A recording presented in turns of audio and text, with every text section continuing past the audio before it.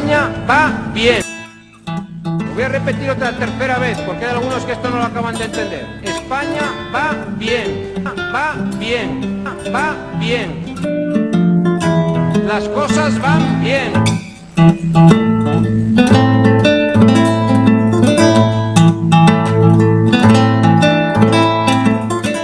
Buenos días, Ricardo.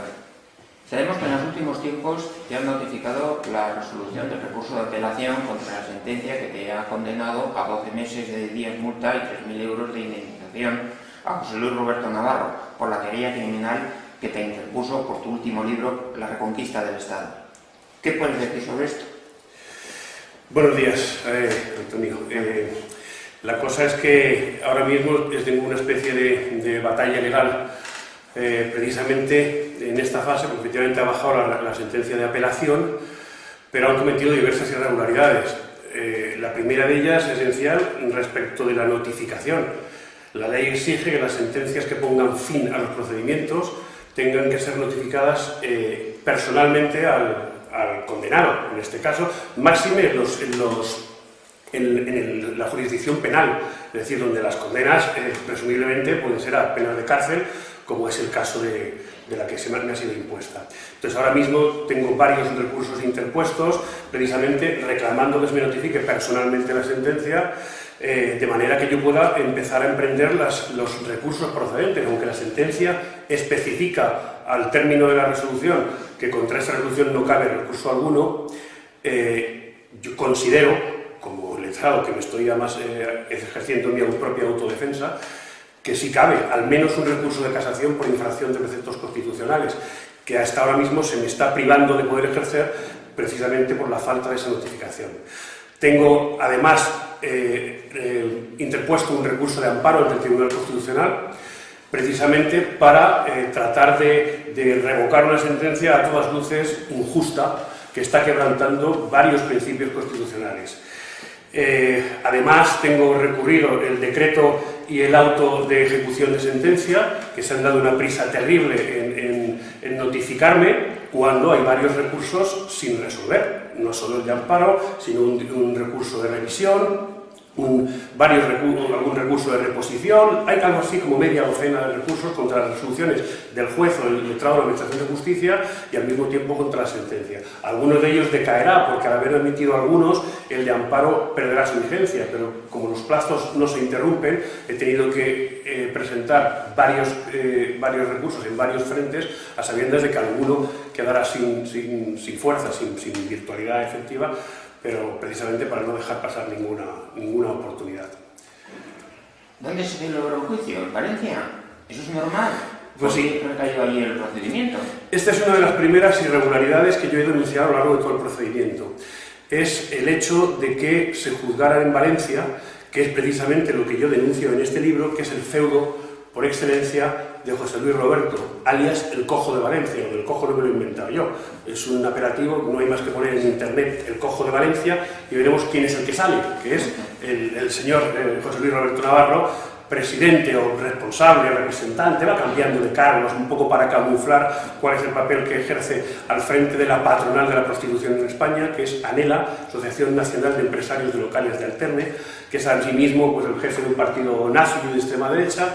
Entonces él ejerce su feudo en toda la zona del Levante y de Valencia, es el director y el dueño de una empresa de seguridad, levantina de seguridad, que es una de las que más denuncias acumula por malos tratos y por violencia física, verbal, por agresiones brutales en todos los lugares donde está, que son además la mano de obra que tiene José Luis Roberto para llevar a todas sus manifestaciones. Lleva entre empleados y las propias prostitutas que tienen sus negocios diferentes de prostitución. Entonces, él se lo ha llevado a su feudo en Valencia porque es allí donde él tiene mucho control. Él tiene control con los jueces, tiene control con la policía, tiene control con personalidades del gobierno, tiene muchos amarres muy importantes, entre otras cosas porque tiene mucha confianza en todo este tipo de confianza, de confidencia, que es a quien reporta en la Comunidad de Valencia. Y se lo ha llevado a su terreno cuando la ley de enjuiciamiento criminal es muy clara a la hora de delimitar la jurisdicción, la competencia territorial. La competencia territorial viene marcada por puede venir marcada por varios factores. En el caso de una publicación escrita, por ejemplo, ¿dónde se escribió el libro? ¿Dónde se imprimió el libro? ¿Dónde se editó el libro? ¿O dónde empezó a distribuirse el libro? Bueno, pues ninguna de estas preguntas, que son las que delimitarían la competencia territorial, corresponde a Valencia. Es decir, el libro se escribe en Madrid, que lo escribo yo. El libro se edita y se edita en Málaga, se publica también en Málaga, es decir, se imprime en Málaga y se empieza a distribuir en Barcelona. En Valencia no le toca nada. El querellante, José Luis Roberto, ha invocado el principio de ubicuidad.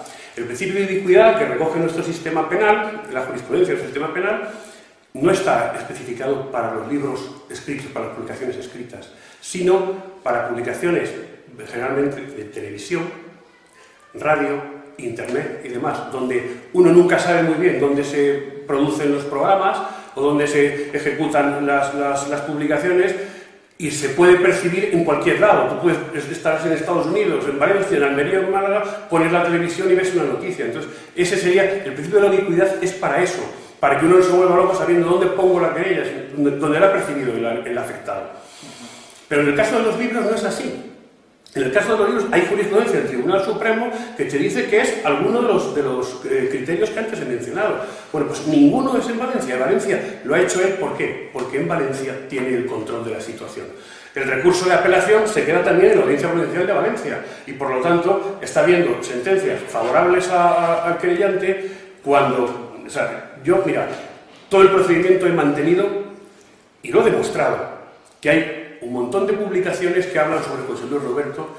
Yo he hecho un trabajo de investigación durante muchos meses. He consultado personas que trabajaron en el entorno de José Luis Roberto y que me han podido dar pelos y señales de un montón de sus actividades. Yo no me limito sencillamente a decir si es un narcotraficante, si se dedica a la prostitución. No digo esa acusación genérica que se pueden encontrar en Internet cientos de miles de entradas hablando de eso, ¿no? Yo doy pelos y señales que no me invento. O sea, yo hago acusaciones y me gustaría resaltarlas porque no se ha querellado José Luis Roberto contra ellas, lo que me da que pensar a mí y a cualquier observador que les da por buenas, porque si no se habría querellado. Yo digo cosas que no las digo yo estoy entrevistando a un señor que fue empleado suyo, que se llama Juan Manuel Crespo Ortiz, que trabajó con él, que fue mano derecha, el lugarteniente lo reconoció así en el juicio durante muchos años y que por lo tanto estaba al tanto de sus actividades. La juez intentó desvirtuar los testimonios de mis fuentes, aludiendo a que si eran personajes que estaban moviéndose en la delincuencia o que yo conocía por mi actividad profesional, carecían de verosimilitud en afirmaciones. Cuando esto es un absurdo, porque cuando uno habla de una organización que se dedica, por ejemplo, al narcotráfico, ¿quién es la fuente que te puede servir para darte información sobre el narcotráfico? ¿El panadero del frente?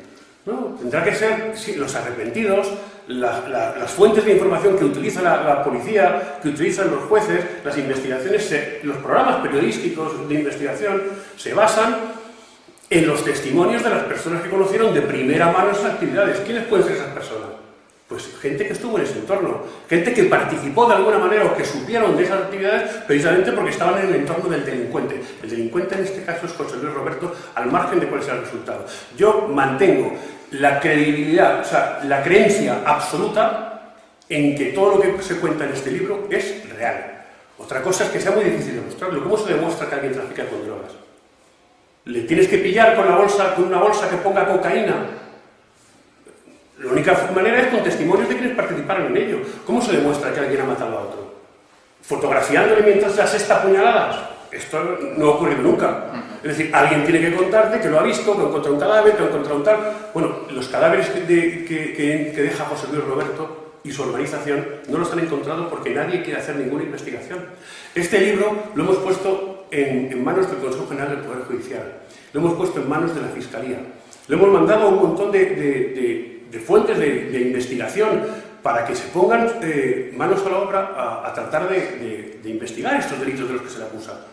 Y no nos hace caso nadie. ¿Por qué? Pues porque él tiene muchos agarres, pero nadie se ha tomado el trabajo de investigar todo eso que yo no me invento, que yo no soy además el que lo afirma es Juan Manuel Crespo Ortiz. Yo estoy haciendo una especie de formato de entrevista donde es él el que me cuenta las cosas que conoce a primera mano. Yo, por ejemplo, voy a leer algunos de los delitos de los que yo le acuso y contra los que él no se ha querellado, que llaman poderosamente la atención. Por ejemplo, la segunda parte del libro es la que dedico a desenmascarar no solo a este líder de la extrema derecha, sino a otros muchos. Ninguno de ellos se ha querellado contra mí, ellos sabrán por qué. Pero, concretamente, por el tema de José Luis Roberto, yo le acuso de haber participado en el asesinato de una persona. Digo los nombres y apellidos de la persona y dónde fue enterrada esa persona. En qué condiciones, en qué fecha le mataron. No se ha querellado contra eso. No se ha querellado contra eso. Yo digo cuándo traficaban y cómo traficaban con droga. Cómo introducían la droga en la Comunidad de Valencia. ¿A través de quién? Que es, por cierto, la Televisión Autonómica Valenciana. ¿Qué cargos políticos me encubrían y participaban en el tráfico de drogas con él? No solo no se ha investigado, sino que José Luis Roberto no se ha querellado contra eso.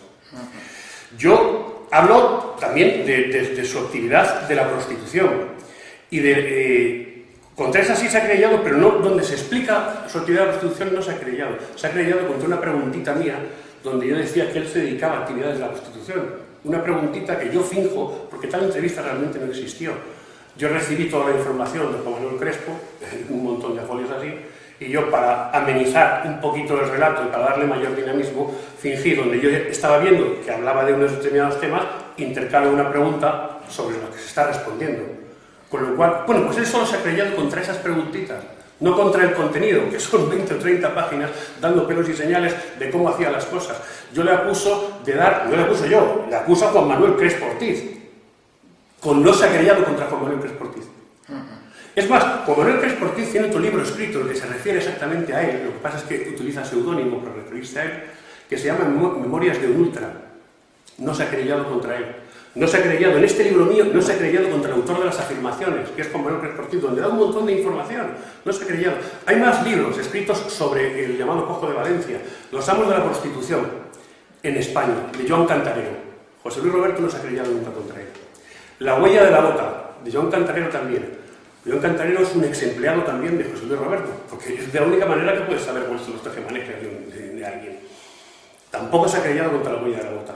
El año que trafiqué con mujeres, yo hay un capítulo que digo el cojo que traficaba con mujeres, y estoy precisamente haciendo un juego de palabras con este otro libro que existe, de Antonio Salas. José Luis Roberto no se ha querellado contra ese libro. Memorias de un Ultra, que mencionaba antes, y acaba de salir recientemente otro, se llama El Proxeneta, de Mabel Lozano, donde también habla del representante o el portavoz de Anela, que es José Luis Roberto Navarro.